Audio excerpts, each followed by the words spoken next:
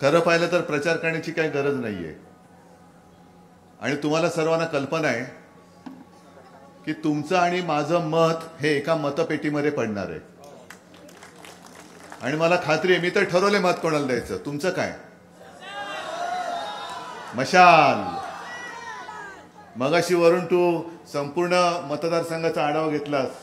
कलानगर राहिलं, पण काळजी करू नको, कलानगरचा गटप्रमुख तुझ्यासोबत आहे. हा मतदारसंघ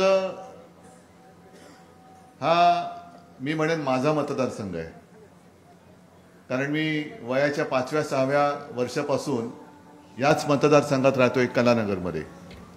आणि इथले बरेचसे शिवसैनिक हे शिवसेना प्रमुखांच्या काळापासूनचे मी नावाने ओळखतो, कारण त्यांच्यासोबतच मी लहानाचा मोठा झालोय. आता मनमोहन पाठी बसलेत. मनमोहनला म्हटलं, अरे मनमोहन तुमची दाढी पिकली. मी वाढवली नाही तर माझी पण पिकलेली दिसली असती म्हणून मी वाढवली नाही. असो, इकडे काय दाढीवरती म्हणजे आपल्या दाढीवरती नाही, गद्दारांच्या दाढीवरती बोलण्याची गरज आहे किंवा दाढीवाल्या गद्दारांवरती बोलण्याची गरज आहे. मी वरुणचं भाषण नीट ऐकत होतो, कारण पहिल्यांदाच त्याचं भाषण ऐकलं आणि खरंच मला कौतुक वाटलं की पूर्ण अभ्यास करून कसं बोलावं हे वरुणने आज दाखवलं. आणि मग तुम्ही विचार करायचा आहे की निवडणुकीच्या आधीच, निवडणुकीला अजून 2 दिवस आहेत, आपला उमेदवार आपल्याबद्दल एवढ्या अभ्यासाने बोलतोय, तो विधानसभेत गेल्यानंतर आणखीन किती अभ्यासाने आपले प्रश्न सोडून आपल्याला देईल हे वरुणने आज चुणूक दाखवलेली आहे. इथले प्रश्न सगळीकडे गेले तर तेच आहेत, पण विशेषतः इथले पुनर्विकास प्रकल्प जे आहेत, जे अडखळलेत, मी मुख्यमंत्री होतो तेव्हा सोडवण्याचा प्रयत्न मी सुरुवात केली होती. दुर्दैवाने नेमका कोरोना आला, त्याच्यानंतर गद्दारी झाली. ते रडगाणं आता गात बसण्यापेक्षा मी तुम्हाला सगळ्यांना वचन देतोय की इथे जे जे प्रकल्प अडलेत आणि त्या प्रकल्पांना जे नडलेत त्या सगळ्यांना बाजूला फेकून गरज पडली तर सरकारतर्फे हे प्रकल्प मी पूर्ण करून तुम्हाला देईन. कारण तुम्ही इथले मूळचे रहिवासी आहात. आपण नुसतंच एका बाजूने बोलायचं अदानी अदानी अदानी अदानी तर डोक्यावरती बसलाच आहे. मग माझी जी माणसं इथली मूळ आहेत मुंबईकर, ती जाणार कुठे? काल परवाकडे कल्याण डोंबिवलीला गेलो होतो, सगळे मोठमोठे टावर्स उभे राहिलेले आहेत. म्हणजे मुंबईतला जो मराठी माणूस मुंबई सोडून उपनगरात गेला, आता उपनगर सोडून कुठे जाणार? गुजरातला. कारण सगळंच काही इथून उचलून गुजरातला नेणं चाललेलं आहे. आणि आपलं जे नातं आहे शिवसेना आणि मुंबई, हे कोणी तोडू शकत नाही. शिवसेनेने आजपर्यंत जे जे काही मुंबईत केलेलं आहे, अगदी त्यांना होर्डिंग किती लागू देत, पण मुंबईचा सागरी महामार्ग, कोस्टल रोड, अनिल तुम्ही जी आठवण करून दिली, इथे अनेक महापालिकांच्या सभा झाल्या आहेत. त्यातल्याच एका महापालिकेच्या सभेमध्ये पहिल्या प्रथम नव्हे, आजपर्यंत कोस्टल रोडचं आश्वासन म्हणण्यापेक्षा वचन हे फक्त शिवसेनेने दिलं होतं आणि ते पूर्ण करून दाखवलेलं आहे. पूर्ण करून दाखवलं. हे आता येतात फिती कापाला, त्यांचं राहू द्या. पण संपूर्ण महाराष्ट्र मी पिंजून काढल्यानंतर एक उद्रेक आहे, संताप आहे. कारण सरकार तर आपलं पाडलंच. अनेक ठिकाणी चॅनलवाले फिरतायत, त्यांना तुम्ही विचारा, तुम्ही यूट्यूबवरती बघा, सगळीकडे सांगतायत की नाही उद्धव ठाकरेंचं सरकार, त्याला पूर्ण वेळ द्यायला पाहिजे होता, चांगलं काम चाललं होतं, सगळ्यांना सोबत घेऊन चाललं होतं. आता यांचा जो काय प्रचार चाललेला आहे, बटेंगे तो कटेंगे, अरे मी मुख्यमंत्री होतो तेव्हा कोण कटलं होतं? कोणी एकाची सुद्धा हिंमत नव्हती कोणाच्यावरती काय कापायची. आणि कालच्या सभेत मी जो काही इशारा दिलेला आहे तो फार महत्त्वाचा आहे. आज संपूर्णपणे आपली मुंबई आपल्या ताब्यातून हिसकावून घेण्याचा प्रयत्न चाललाय. ही लढाई ही केवळ आपल्या या खेरवाडी, वांद्रे पूर्व एवढ्या विभागाची नाही आहे. ही आपल्या मुंबईच्या आणि महाराष्ट्राच्या अस्तित्वाची आणि तुमच्या सगळ्यांच्या भविष्याची लढाई आहे. इकडे आता कोण कोण उभे राहिले तू सांगितलं, ठीक आहे, राहू देत. हे सगळे महाराष्ट्र द्रोही आहेत, मी उघड सांगतो. कारण यांना उद्योग काय? मी ठाण्यामध्ये गेलो होतो, तिथे सुद्धा असंच. म्हणजे जिथे जिथे उद्धव ठाकरे आहे, मशाल आहे, शिवसेना आहे, शिवसेना प्रमुखांची शिवसेना आहे, तिकडे A team, B team, C team, Y team, W team, Z team सगळ्या टीम त्यांनी कामाला लावल्यात. आणि एक पक्ष आहे कोणता तरी, सुरुवात केली तेव्हा त्याचा झेंडा वेगळा होता, आता झेंडा बदललेला आहे. निशाणी सुद्धा कधी इंजिन इकडे कधी इंजिन तिकडे. पहिलं नाव होतं मनसे, आता नाव झाले गुणसे. नाही, गुणसे म्हणजे गुणांनी काय नाही, गुणाची मानवा. पण गुजरात नवनिर्माण सेना जो महाराष्ट्राचा घात करेल,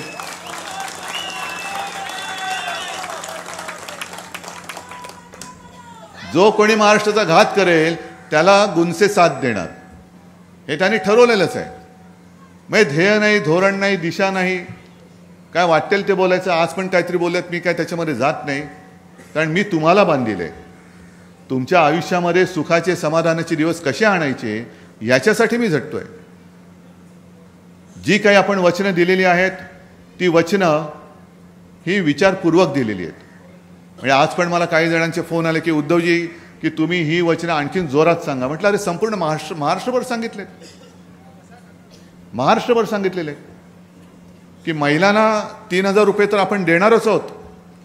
पण अनेक महाराष्ट्रामध्ये युवक आणि युवती अशा आहेत की शिकलेत, सवरलेत, पण रोजगाराचा पत्ता नाही. त्यांना सुद्धा आपण महाविकास आघाडीचं सरकार आल्यानंतर 4,000 रुपये त्यांना नोकरी रोजगार मिळेपर्यंत 4,000 रुपये महिन्याला देणार आहोत. उद्योगधंदे जे इकडनं गुजरातला नेलेत, गुजरातला गेले, ज्यांना गुजरातला राहायचं राहू द्या, पण महाराष्ट्रामध्ये मी नवीन उद्योगधंदे आणून माझ्या इथल्या लोकांना, भूमिपुत्रांना मी स्वतःच्या हक्काचा रोजगार देऊन दाखवणार आहे. महिलांसाठी तर आपण ठरवलंच आहे, जसं 3,000 रुपये देतो आहोत तसंच शासकीय बस सेवा हे यांचं काम आहे, अर्धवट रावांचं काम आहे. महाझुटी, त्याला शब्द चांगला आहे, महाझुटीचं सरकार. हे अर्धवट काम करतात, म्हणजे महिलांना अर्ध भाडं माफ नाही, आम्ही पूर्ण भाडं माफ करणार आहोत, पूर्ण तिकीट पूर्ण माफ महिलांना. आणि एवढंच नाही तर रेल्वेमधून सुद्धा, कारण मगाशी मी आलो, विनायक राऊत आपल्या कोकणी भाषेत बोलत होते, मालवणी भाषेत बोलत होते. म्हणजे आपले जे चाकरमान आहेत, जे इकडनं ऑफिसमध्ये नोकरीला जातात, कोकणामध्ये जातात, सगळीकडे जातात, म्हणजे केवळ मालवणीच नाहीत, तर मुंबईमध्ये नव्हे, महाराष्ट्रामध्ये जितक्या महिला आहेत त्या महिलांना मोफत प्रवास, रेल्वे प्रवास करा, ही मागणी आपण आग्रहाने मोदींकडे करणार आहोत. आणि मग बघू ना मोदींचं प्रेम. खरंच त्यांच्या बहिणी लाडक्या असतील तर मोदीजी, तुम्ही माझ्या इथल्या महाराष्ट्रातल्या महिलांना देशभर करू शकला तर आनंद आहे, पण किमान माझ्या महाराष्ट्रातल्या महिलांना मुंबईमध्ये आणि महाराष्ट्रभर रेल्वे प्रवास मोफत करून दाखवा, तर आम्ही मानू की तुमचं खरोखर बहिणीवरती प्रेम आहे. नाहीतर बहिणी एका बाजूला सुरक्षितता कुठेतरी गेलेली आहे. अमित शहा काल पळाले, कारण सभेला गर्दीच जमत नाही. मोदी सुद्धा परवा शिवाजी पार्कवरती आले आणि रिकाम्या खुर्च्यांशी संवाद करून गेले.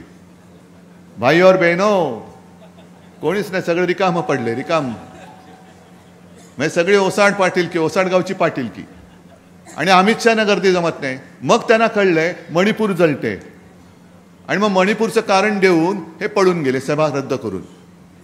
पण अमित शहा आणि नरेंद्र मोदी जेव्हा इथे प्रचाराला फिरत होते त्याच वेळेला मणिपूरमध्ये सुद्धा महिलांवरती अत्याचार होतच होते, बातम्या येत नव्हत्या. जेव्हा दोघंही इकडे प्रचाराला फिरत होते तेव्हा तिथे एका आदिवासी महिलेवरती अत्याचार करून, 31 वर्षाची आदिवासी महिला होती, तिच्यावरती अत्याचार करून तिला जिवंत जाळून टाकण्यात आलं. आणि इकडे मतं मागत होते. काय कशाचा कशाला पत्ता नाही, हिंदू मुसलमान वाद करायचा. आहेत ना आज सगळे, मी तर म्हणेन आपलं हिंदुत्व काय आहे हे आता कळल्यामुळे सगळे मुसलमान हे आपल्यासोबत आलेले आहेत.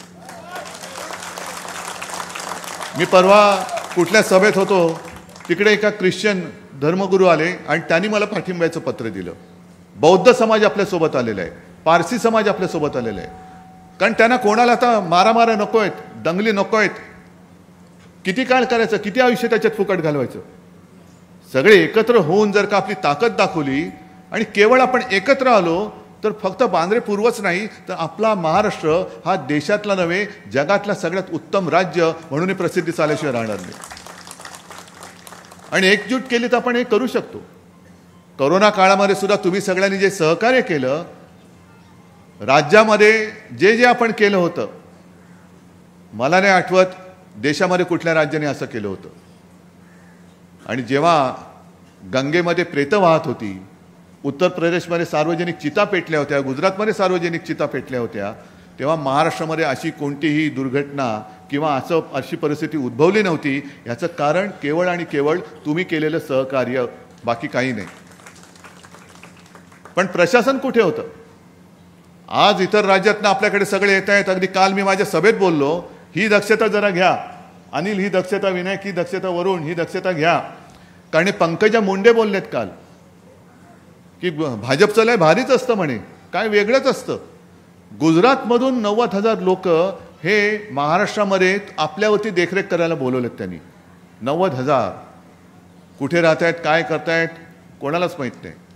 पण इतर राज्यातनं जेव्हा तुम्ही लोक आणून आमच्या डोक्यावरती बोकांडी बसवतात, याचा अर्थ तुमचा हेतू साफ नाहीये. तुम्हाला महाराष्ट्राचं कल्याण करण्यासाठी तुम्ही आलेले नाहीत, तर महाराष्ट्र बळकवण्यासाठी, होय माझी मुंबई ही माझ्या महाराष्ट्रापासून तोडण्यासाठी तुम्ही आला आहात. हा माझा स्पष्ट आरोप आहे त्यांच्यावरती. द्या उत्तर त्यांनी. काय इथे काय भाजपवाले नाही आहेत, इथे काय संघवाले नाही आहेत, मग त्यांच्यावरती विश्वास नाही म्हणून गुजरातमधनं तुम्ही माणसं आणताय आणि आमच्यामध्ये मारामाऱ्या लावताय.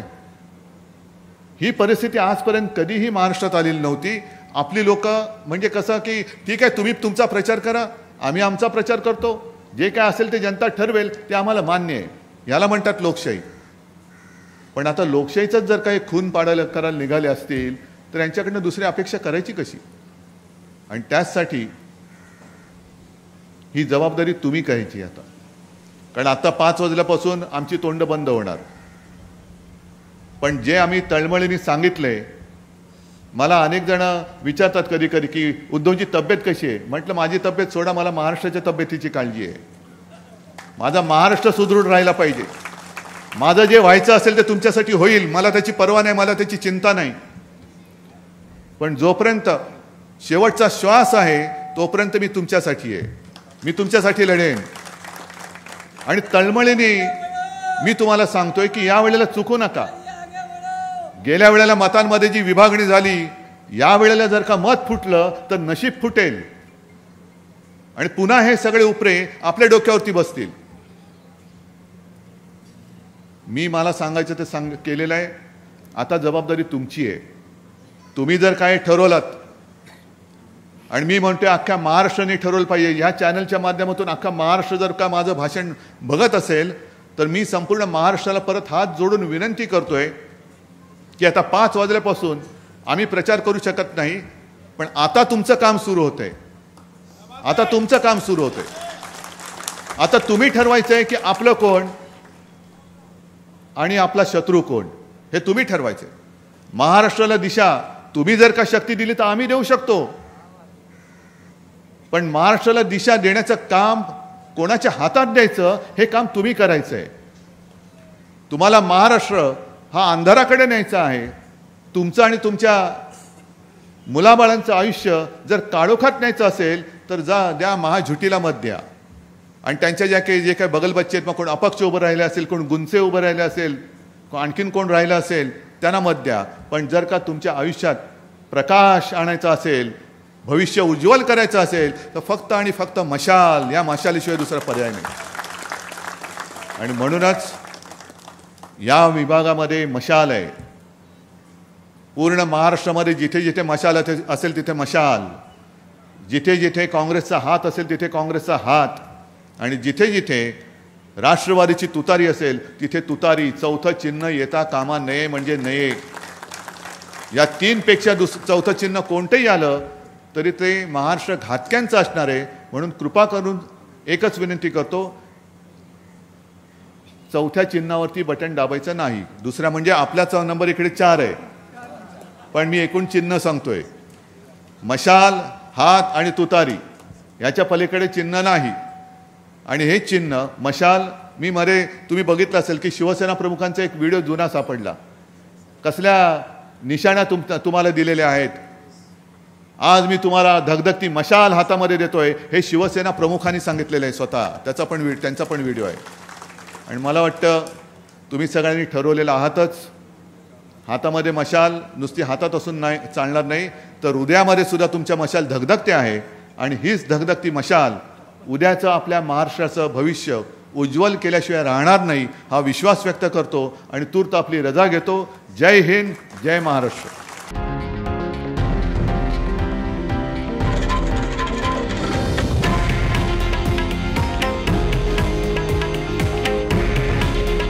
हे आहे देशातील नंबर 1 न्यूज नेटवर्क आणि आपण पाहत आहात TV9 मराठी. काळजी तुमची, हित महाराष्ट्राचं.